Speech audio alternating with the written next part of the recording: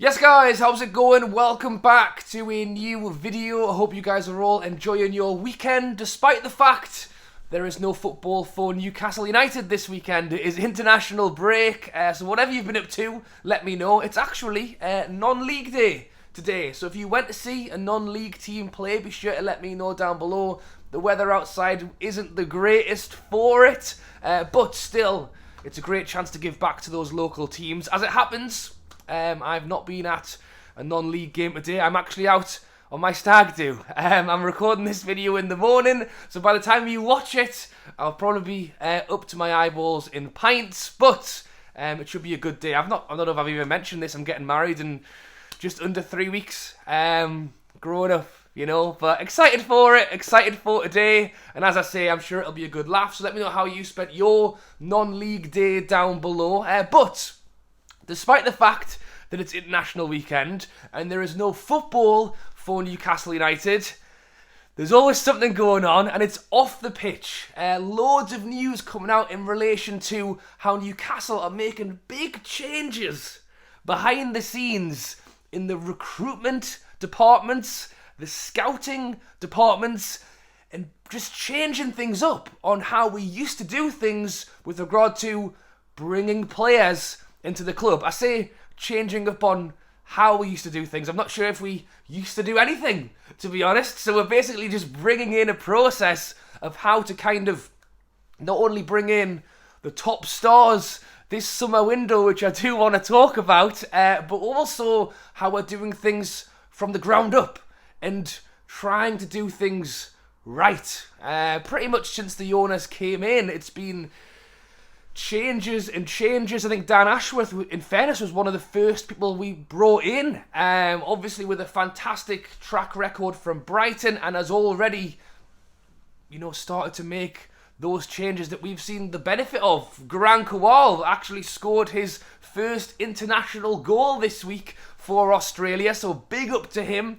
Currently out on loan at Hearts. He's obviously a youngster with huge potential that we want to see come into the club and make an impact very soon. The idea of bringing players in, first of all, having the recruitment and scouting systems to bring those players in firsthand, you know, not taking them from, maybe they'll go to another club and then we're coming in second to try and, we are trying to be, you know, at the point of where these players are breaking into their teams, and we can go nab them. And yeah, there's news coming out in basically the last 24 hours that we are being linked with Dan Rice, who is the head of youth talent at Southampton. We're also being linked with David Harrison, who is the head of emerging talent at Manchester United. We were linked not too long ago with Paul McLaren, who is the head scout of Man City. And if you didn't see it, Newcastle actually posted a whole job list on the website of scouting positions all around the world. So literally Newcastle are trying to take over the scouting world right now. And it's great to see. It's, as I say, go to the games, watching us hopefully win, having a great season. But in terms of the future and what we are hoping to do in the long term, it's exciting. And it's, you know, that's what I mean. It's the 2-year plan, it's the 3-year plan, it's the 5, it's the 10-year plan. We are really trying to set ourselves up to not just be successful in the next couple of seasons. These are moves we are making now to try and be successful in 5 years, 10 years. You know, talking about youngsters coming in as early as 15, 16, 17 years old, possibly even earlier, depending on how we, not just changes to the stadium. We love talking about the Gallagher end, getting extensions, talking about, you know, the Strawberry Place developments. We know they've been developing the first team training centre. They're hoping to move that completely to a new location to get the space for it. The idea of basically a Newcastle United hub, similar to what we've seen with the Man City owners come in and do, and kind of create that hub, a place for the first team to train, for the reserves, under 21s, but then also all the way through the pyramid, having that, and it'll happen. Yeah, I've got very little doubt that that will be coming very, very soon. That we will have that hub. You know, you talk about maybe a smaller sized stadium where the youngsters can go and play. The women's team as well. I know we've seen them play at St James's Park, and I've no doubt we're going to see more of that very soon. I'm pretty sure they've got a game on the 16th of April coming up, which I won't make it to because that's the weekend I'm getting married. But yeah, that's coming up very soon. All of that's to come, and I think it's really interesting to see those scouting jobs be listed on the website. They're actually not on the website anymore, so I'm assuming the applications are full. Or, in fairness, they've probably picked who it is they want for those positions, but you basically have to list all job opportunities on the website regardless. So even if we had a new manager, it could well flash up on the website as well. But it won't, because Eddie Howe's going to be here forever and he's going to win us everything. But yeah, interesting to see those scouting jobs go up. Very interesting to see the continued links to the recruitment.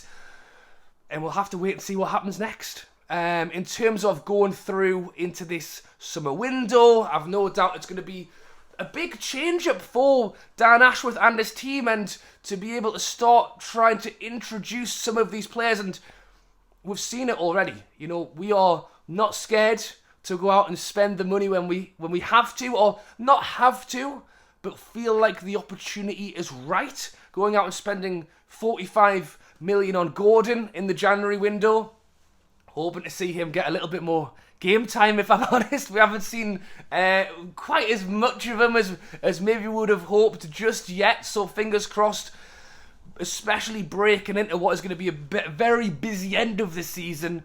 We could try and see a lot more from him. But that's the thing, young player. We're not... that has changed as well. It's not just the youngsters, the recruitment, the scouting, the general principle of how we're looking to do business has changed. And it's not to say that we won't spend the money. We've got the money.